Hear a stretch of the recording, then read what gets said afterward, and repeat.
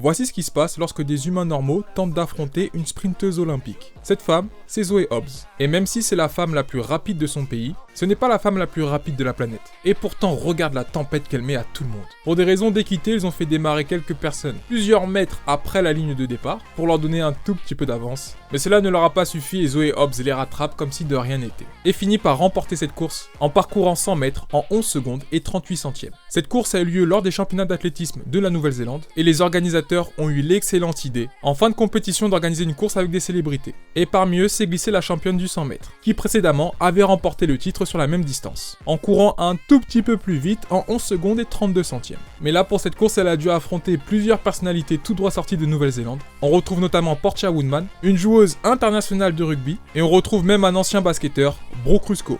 Donc si t'es un humain qui ne s'entraîne pas régulièrement en athlétisme, même si tu es un homme, tu n'as aucune chance de rivaliser avec une véritable athlète olympique. Et même si tu es sportif de haut niveau, si le sprint n'est pas une discipline que tu entraînes, tu as toujours aucune chance de rivaliser avec une véritable sprinteuse olympique.